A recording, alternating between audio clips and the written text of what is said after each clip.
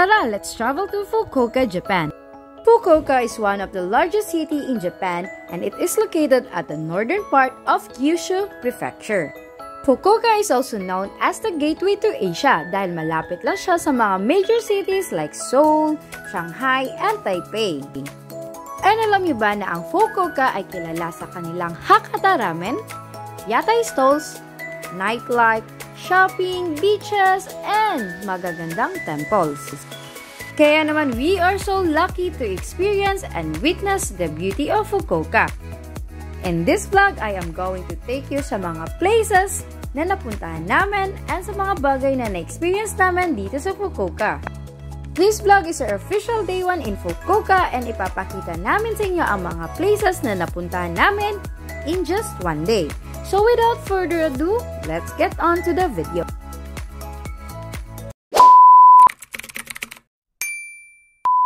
Maulan na morning here in Fukuoka, Japan, and today is our official day 1 here in Fukuoka. Our first destination for today, we will be going to Nanzoin Temple. Right now, nandito tayo ngayon sa Kushida Shrine Station, which is, tingnan nyo guys, sobrang ganda and halatang bagong-bago pa. And now, let's go to Hakata Station dahil dun tayo magta-transfer going to Nanzoin Temple. So, we are here already sa may Hakata Station. So, ta-transfer tayo dito na ibang station, guys. So, guys, update, we are here na sa may JR Hakata Station. Nasa track 8 kami, waiting na kami sa train going to the temple. Let's see. Medyo na-stress ako light dun sa paghahanap sa station, guys. Nakakalito, grabe. Pero, ayan, successful naman kasi andito na tayo. So, let's see, guys.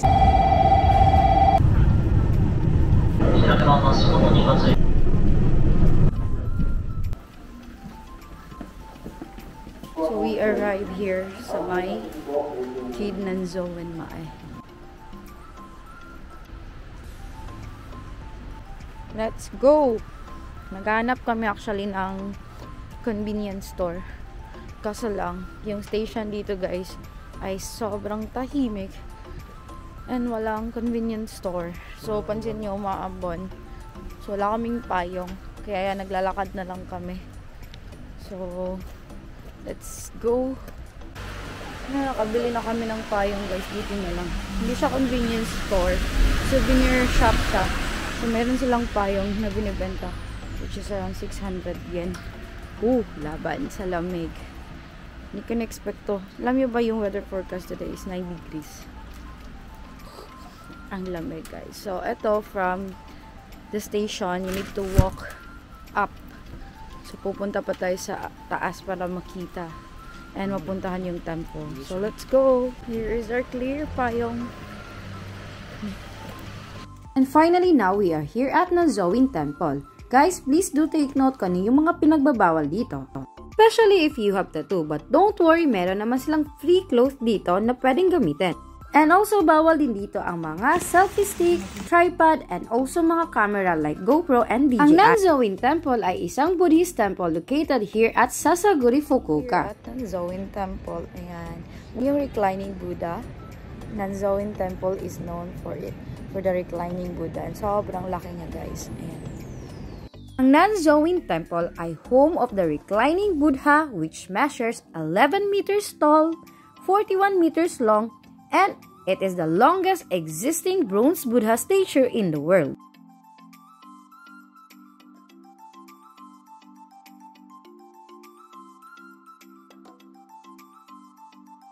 Yo, we are done here.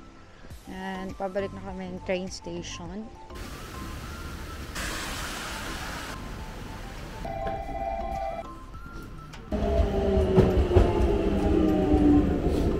Ayan guys, we are finally here at Hakata Station. So now we are going to Ohori Park. So dito kami sasakay ng train. So train is here.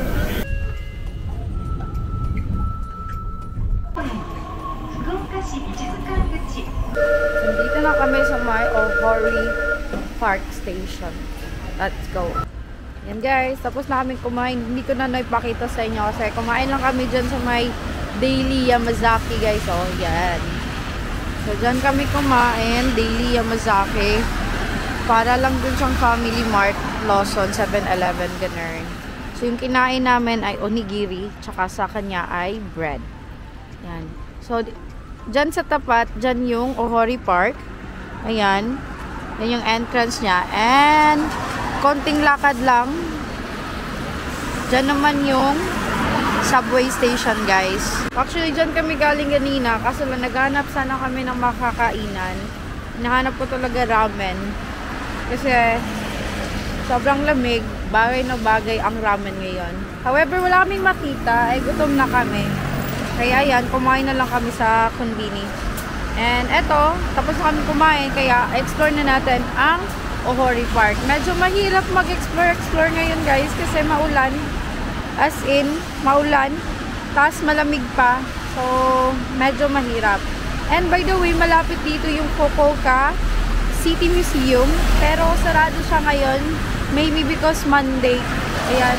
So, yung pupunta na lang natin dito banda ay yung Ohori Park. And let's see kung ano yung next destination na mapuntahan natin. So, ayan, maambon. Minsan naman hindi. Kaya, medyo mahirap mag-explore ngayon. Kasi sobrang lamig, tas umaambon. Pero, caring-carry pa rin yan. Nandito na tayo sa may Ohori Park. Yan. So, pwede nyo pagsamahin yung Ohori Park, tsaka yung Fukuoka City Museum. Kasi isang station lang sila, guys. Pwede nyo siyang sabay i-explore. Na ay lake na baboy no lake. My lake. Ang Ohori Park is a beautiful old park located in the center of Fukuoka. Mayroong isang malaking pond sa center ng Ohori Park. Pwede kayo ditong mag-walking or if you want, you can also rent the swan-shaped paddle boats or the small rowing boats na pwede nyong pagrentahan. Ang ganda sana dito sa Ohori Park pag siguro hindi maulan. Kasi ang sarap tambayan guys.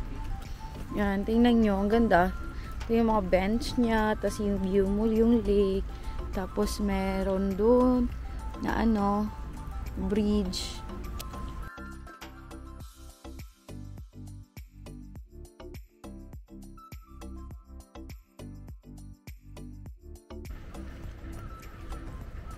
Hello! So, we are here sa Ohori Park Station. Since tapos na kami dito, ayan, pupunta na lang kami ng Tenjin. Original plan ay pupunta kami ng Art Museum, tapos Fukuoka Tower, ayan, seaside banda. Kaso lang medyo mahirap ngayon since maulan and malamig. So pupunta na lang kami sa Tenjin, and after that, pupunta tayo ng Canal City.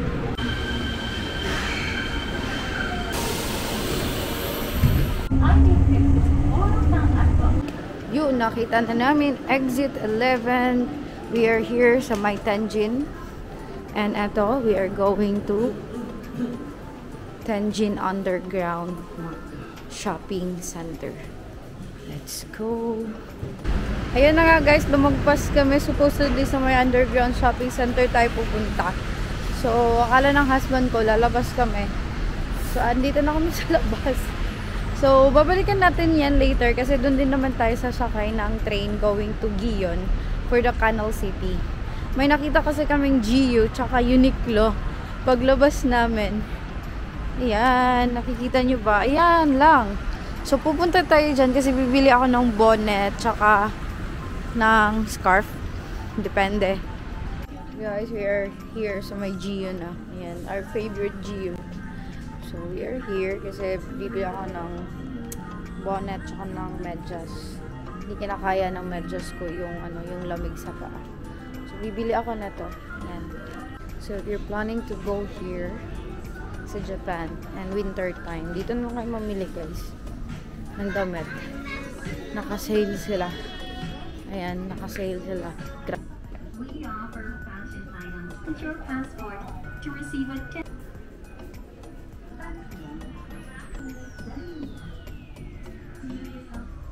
So, tapos na kami dun sa may GU, guys.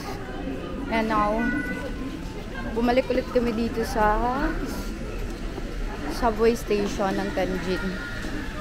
Kasi pupuntahan na natin yung shopping mall, underground shopping mall here. But ito yung dinadaanan namin, guys. So, tingnan nyo. Ang ganda ng station ng Tianjin. Parang vintage. Tingnan nyo yan.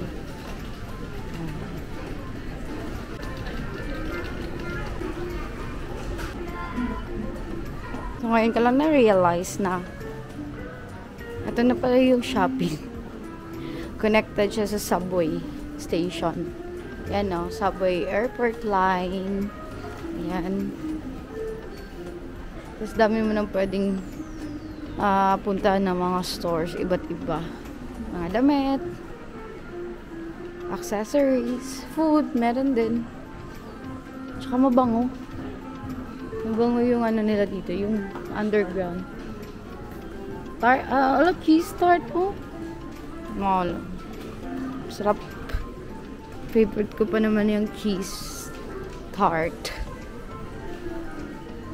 So, we are finally here at Gion Station. Or kilala siya as Hakata Old Town. Yan. So, dito kami bumaba kasi tomorrow, pag pupunta kami ng Tokyo, dito kami sasakay. So, kinakabisado namin yung place para tomorrow hindi na kami mahirapan sa pag-commute and pagdala ng aming mga baggage. And ito, may nakita kaming temple, yung Toshigi Temple. So, pupuntahan natin and titingnan natin kung anong meron doon. Pala yung subway station, exit 3.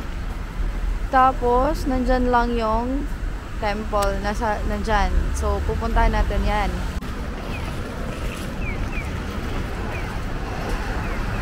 So, medyo kinakaya na naman yung lamig, guys.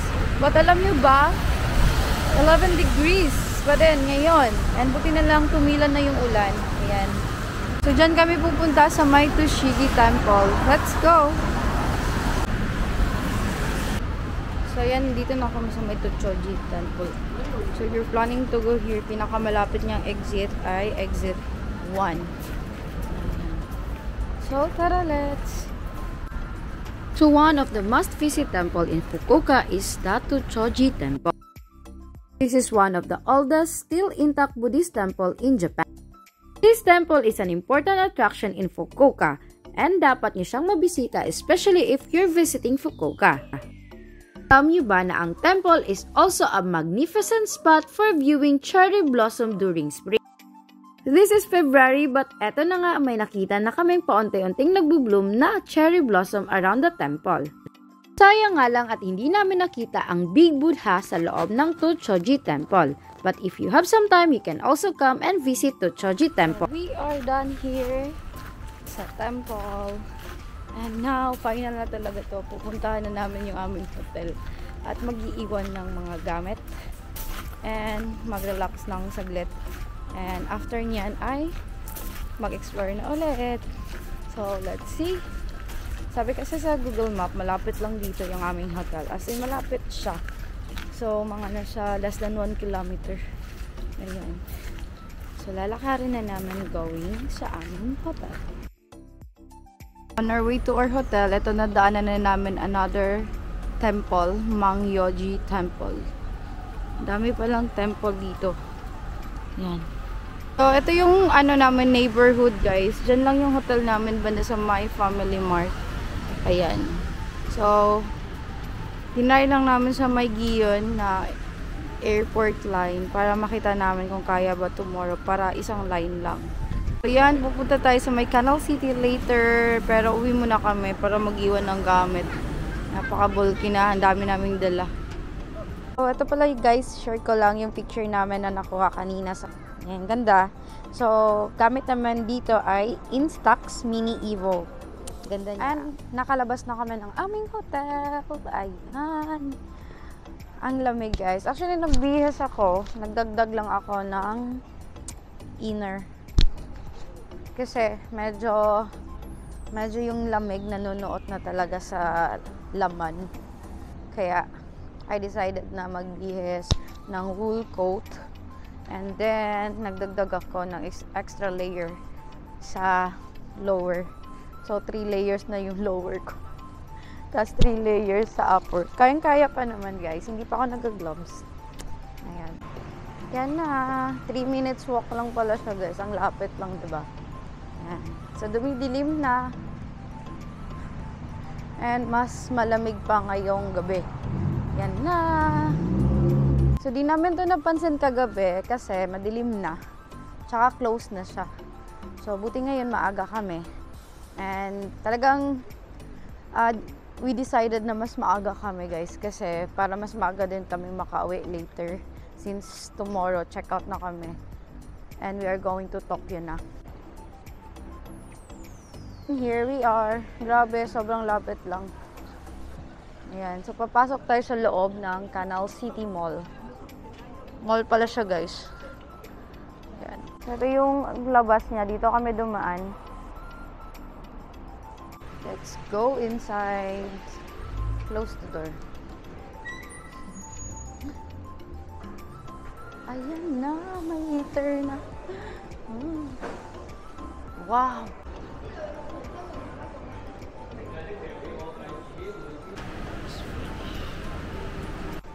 And when we finally saw it, yan yung sikat dito, yung fountain show nila. Ang ganda.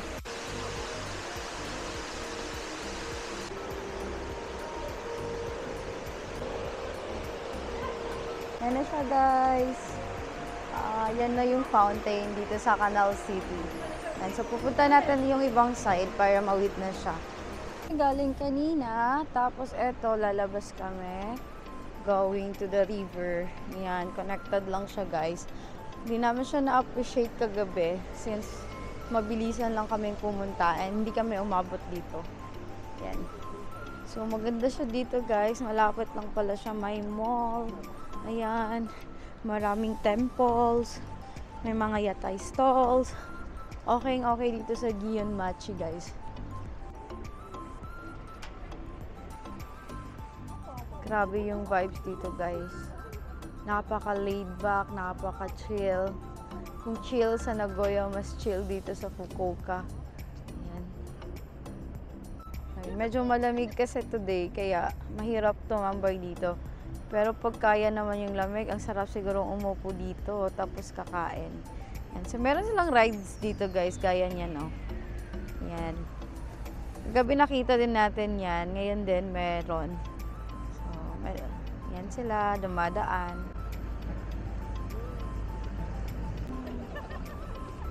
So, yan, dire-diretso lang yung lakad. And makikita na, yun nga, ang mga yatay stalls.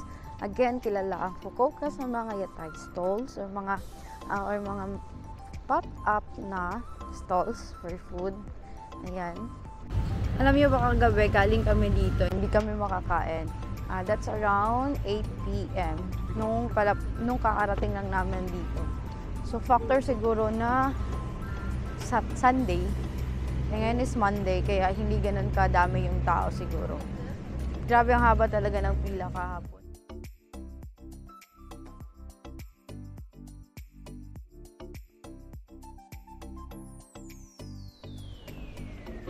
So, ito yung menu nila guys. May English sila na version. Sabihin nyo lang sa kanila. So, ito yung in-order namin. Yung roasted pork fillet ramen. Tapos, yung side dish na pork belly steak. Yan. Fukuoka is known for its yatay stalls or open-air food dining, which typically opens from 6 PM to 2 AM.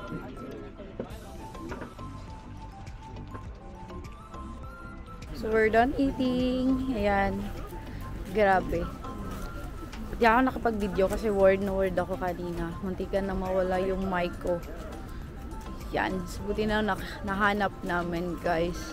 Buti na lang talaga. So, tapos na kaming kumain and sobrang mura ng pagkain doon. So, nag-order kami ng 2 ramen, Hakata ramen. Tapos, isang beer, tsaka isang pork steak. Tapos yung nabayaran namin 2,400 yen lang. Diba mura lang na nabayaran namin guys. And sobrang busog na busog. Diyos ko, busog tayo. Buti na lang talaga kanina, konti lang yung tao. Kasi kaka-open lang nila. Nag-open kasi dito guys ng 6 to, if I'm not mistaken, hanggang 2 AM sila dito.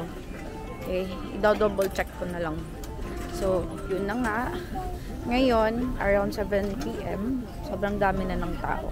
And expect nyo na siksikan talaga siya kasi maliit lang yung place.